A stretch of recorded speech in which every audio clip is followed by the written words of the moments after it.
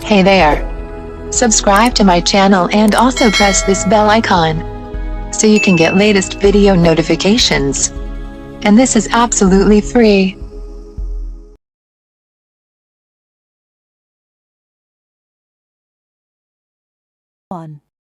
You will hear a conversation between two students attending a university open day. First, you have some time to look at questions 1 to 5.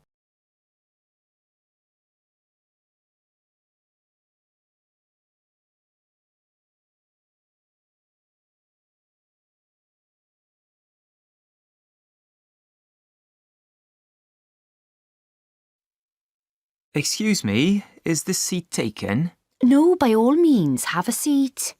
Are you here for the open day? Yes, I think I've just about finished now.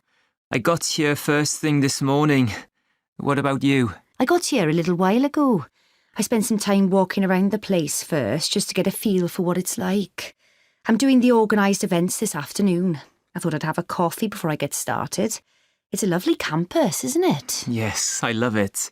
And the facilities are unbelievable. I've just been over to have a look at the sports centre. There's an Olympic-sized swimming pool, a gym, squash courts, everything really. All the high street banks are here, and the bookshop looks better than the one in town. There's supposed to be a big supermarket a few minutes' walk from the main entrance, so there's pretty much everything you need here.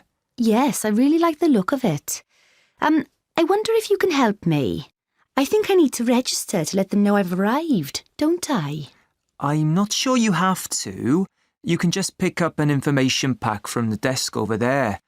And nobody asked my name or anything when I turned up for the events earlier. I just walked in.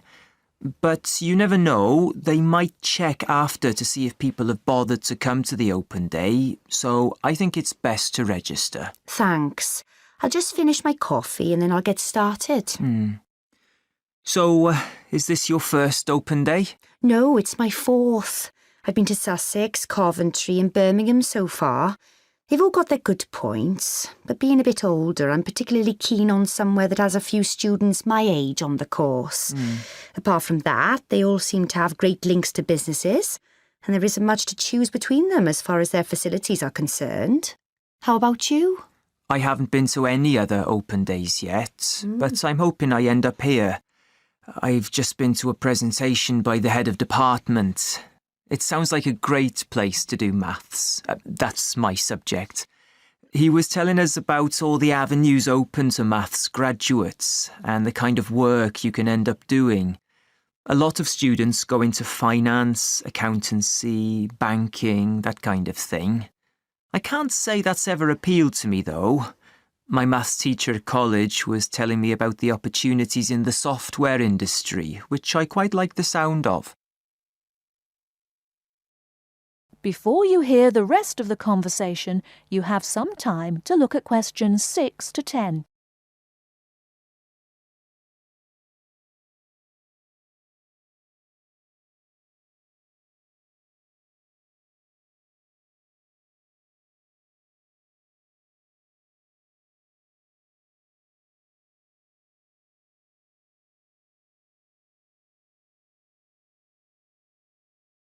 Now listen and answer questions 6 to 10.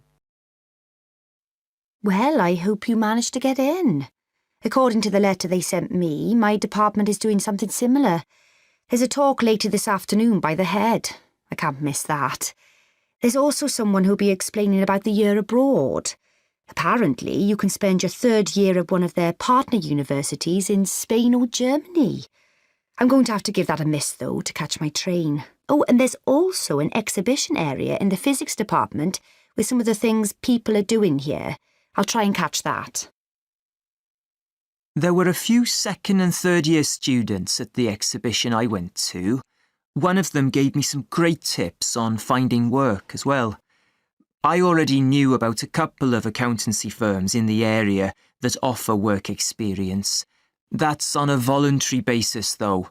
But apparently the students helping here on the open day get paid, and the university advertises other jobs that come up now and again, so that's worth remembering. and a lot of the shops here are always looking for staff. That's useful to know. I overheard someone saying there's a tour of some of the halls of residence in about half an hour, so I think I'll register and try to fit that in before I go to the talk. Are you thinking of living on campus? I've not made my mind up yet. I don't live far from here. My parents' place is just the other side of town. I could easily get the bus onto campus. Plus, it would be a lot cheaper if I stayed at home. But it would be nice to get some independence as well. So, I don't know. I'll have to see. But I didn't know about the tour. Would you mind if I tag along with you? No, not at all. Let me just finish my coffee and I'll go and register. That is the end of part 1. You now have half a minute to check your answers.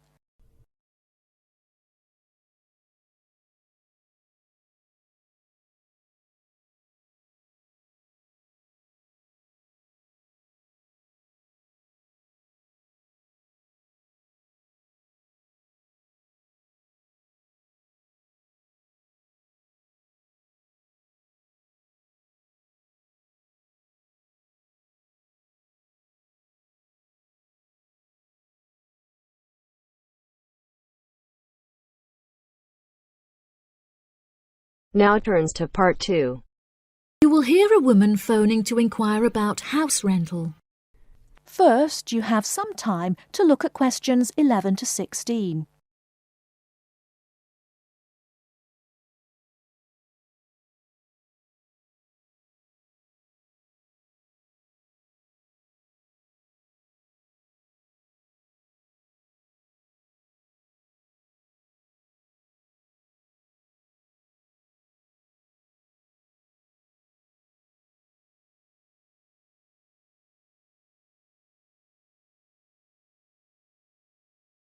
Now, listen carefully and answer questions 11 to 16. Hello. Thank you for calling Iris Rentals. How can I help you? Yes, hello there. I'm ringing just to make inquiries about renting a new property, and I came across a listing on your website that I'm interested in. Oh, yes. I'd like to find out a few more details if I may. Yes, of course. Can I take your name? It's Mary Collins. OK, Mary. I'm just searching our system for the property details. Is there any information in particular that you were wanting? Does the house have a gym? No, the house doesn't have a gym. However, the house has a large swimming pool, which will be great for exercise and really refreshing during the summer. Oh, wow. That sounds lovely. What is the general layout of the house? This house is rather unusual, as the living room is located upstairs with the bedrooms, and downstairs at the ground floor is the dining room, which has a lovely view out over the swimming pool. Does the house come with a car parking space on the street? Oh, there's no need for that. The house comes with a big garage where you can park your cars, and there's also a lot of room for storage. It's attached to the house through a door in the kitchen. Oh, that's perfect. It'll make it far easier to carry my food shopping into the house. Oh yes, absolutely. You actually don't even need to take your car to do the shopping, as the local supermarket is just down the street. You can walk the distance easily. Really? How convenient.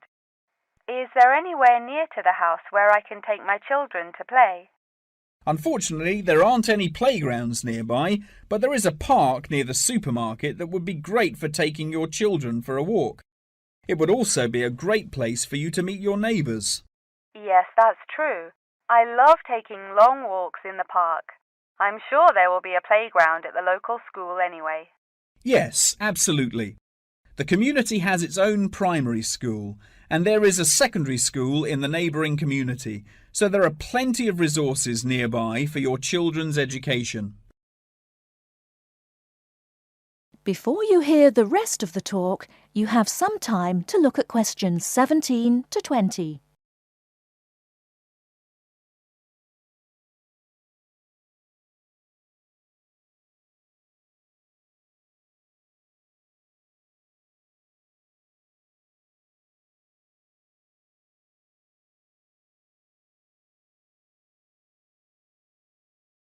Now listen and answer questions 17 to 20. Okay, great. What are the rental costs for the property? The monthly rent is $980, which is very reasonable considering the size of the house and the amenities that it has to offer. Does that figure include maintenance fees and bills? The bills are not included in that figure, but it does include any maintenance fees for the garden. That sounds like a very reasonable price. We were hoping to move on the 20th of April. Will the house be vacant for that date? The current tenants of the property are due to leave on the 20th, but the cleaners will need a few days to make sure that the house is clean and tidy. This would make the house officially available on the 23rd of April. Well, everything about the house sounds perfect. Exactly what I'm looking for. What date would it be possible to view the property?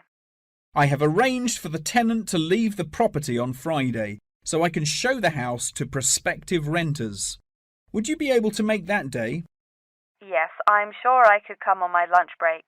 Would 1 o'clock be okay? I'm afraid that I have a meeting at 12:30, so I won't be able to make that time. I have available appointments at 10:15 and 3. Okay. In that case, can we schedule the appointment for 10:15?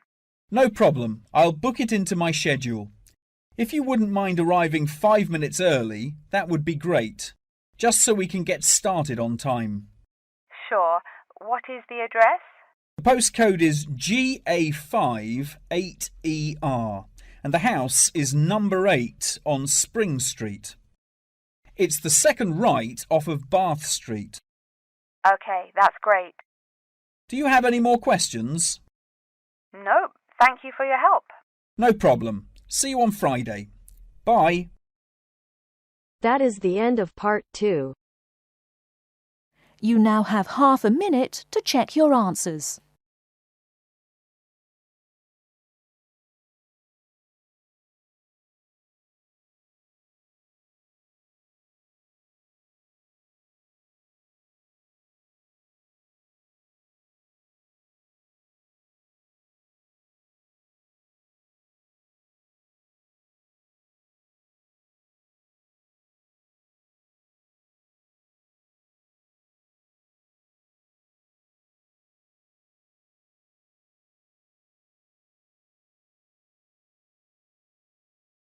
Now turns to part 3.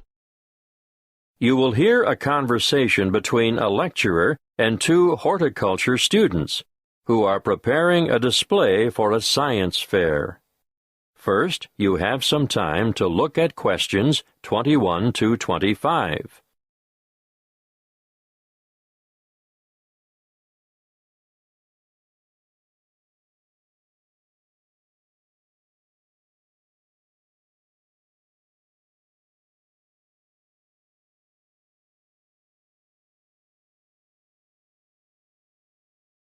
Listen carefully and answer questions 21 to 25.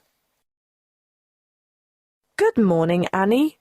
Tony, how are you? Fine, thanks. Well, tell me what you have here. We thought we'd look at different methods of hydroculture. Uh-huh. In the true hydroponics method, the roots are bathed with water and nutrient solution, while support for the plant must be provided above the container. And alternatively? Alternatively, the plants can grow with their roots in a substratum, such as sand, vermiculite, or LECA granules. LECA stands for Lightweight Expanded Clay Aggregate, and vermiculite is... Thank you, Tony. I know what vermiculite is, but you should be prepared to give details about all these things to the visitors. Can you explain what the advantage of LECA is over traditional soil? It's a natural product, manufactured from clay. It's colorful, lightweight, and perfect for allergy sufferers. That's right. Now tell me why. Because it's clean and hygienic, bacteria and soil diseases don't get a chance. Well, you could say that on this chart here, ideal for household plants. And we'll point out that the growing medium itself makes no contribution to feeding, which is provided in solution with the water. Good. Now tell me what you've got here.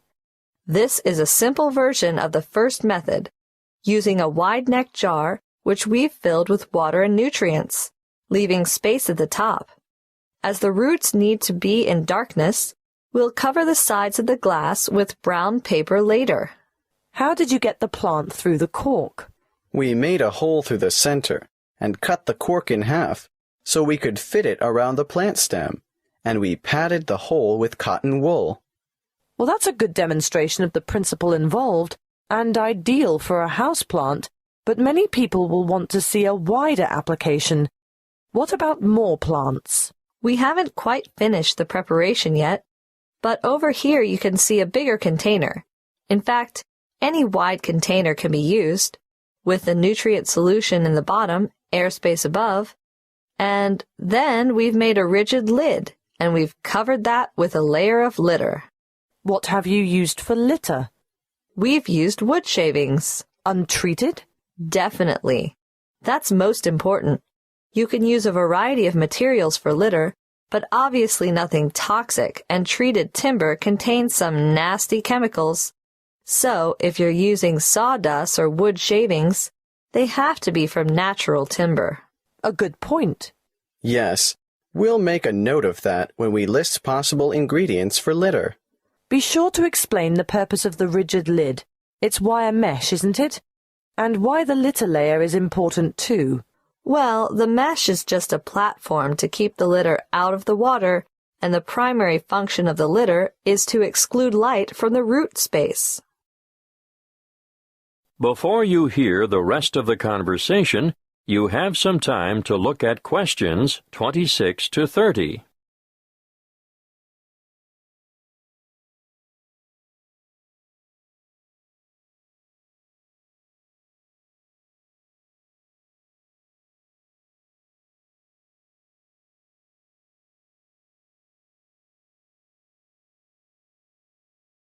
Now listen and answer questions 26 to 30.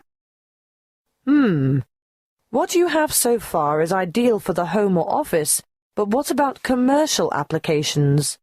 Well, we're going to demonstrate the nutrient film technique, which is popular with some commercial growers, particularly for the cultivation of crops such as runner beans and tomatoes. Producers would really like to see some innovation in the cultivation of potatoes and yams too, but obviously, this technique is only suitable for those crops which grow above ground. What about peas? Well, we found peas were awfully tricky to grow using this method, although we're still unsure as to the reason. Where's the exhibit? I don't see it anywhere. Well, that's because we haven't finished it yet, because we're going to have to procure some mature plants first. We didn't think far enough ahead to have started them off earlier, and when we do get them, we'll have to handle them carefully. Yes, because when our model is finished, you'll see how the plants are held in position by a plastic tube which almost encloses them completely and is quite loosely fastened around the stems. Yes. And the feeding or watering system? Well, it's a bit different. On a large scale like this, you need to have the food solution trickle down through the tubes. Yes, but the solution must also be rich in oxygen. And what? It just bathes the roots? That's one way of doing it. What's the other way? You can have the solution moistening a substratum of rock wool at the bottom of the container. Rock wool? It's the same as mineral wool. You know, a lightweight fibrous material, the kind of thing used for insulation. Or you can use a layer of paper fiber. Oh, yes. Something that has the capacity to absorb the solution, right? Well, you do need to experiment a little. For example, we tried coconut fiber. But it just didn't have the properties we were looking for. I see. In our display, you'll only see the basics. The kind of thing that can be done at home in the backyard. But commercial enterprises do need a lot more equipment, and the media used in substrata are constantly changing as new developments are made. The cost of upgrading is ongoing. And there's always the potential of outright failure when changing systems from one you know and understand to an innovative one. Of course, there's no room for guesswork in business. You have to try to get everything right first time. That is the end of part 3. You now have half a minute to check your answers.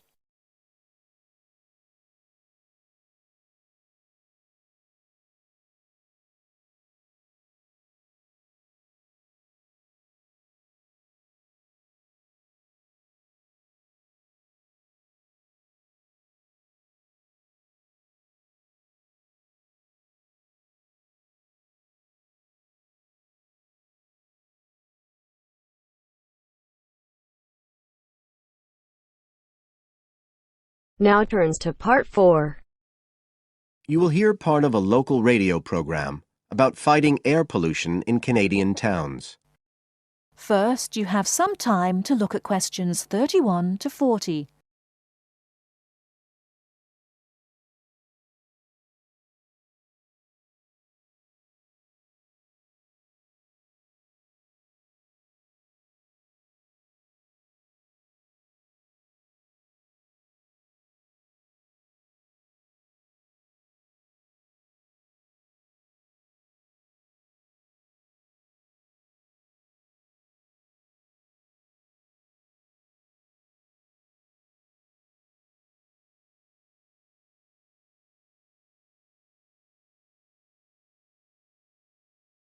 Now listen carefully and answer questions 31 to 40.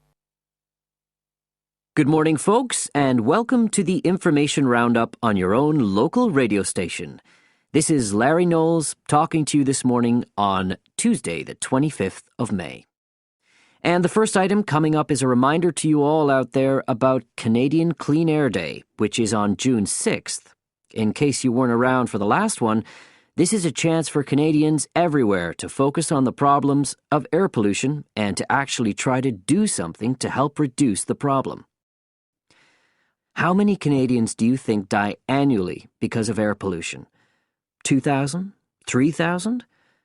Well, the rate is a staggering 5,000, and it's likely to grow unless we do something. And it's this concern with your health that's the driving force behind the government campaign that is sponsoring Clean Air Day. So what causes air pollution in the first place? Well, the transportation sector accounts for 27% of all greenhouse gases produced in Canada. It's also the biggest source of that thick, polluted air from traffic fumes that we call smog. And it's the tiny particles and ground-level ozone in smog that are the main causes of health problems and even deaths across the country. Of course, it's worse in the big cities, but researchers have only recently realized that all you need are low levels of air pollution to seriously damage your health, so we're all at risk. So, what can we do to fight air pollution? Well, it should be pretty obvious by now that the way we get to and from work every day can have a big impact on the air we breathe. So the easiest action you can take on Clean Air Day is to accept what we call the commuter challenge and get to work on foot or by cycling for a change. If you have to use your car, try carpooling and share the drive, or better still, use public transit.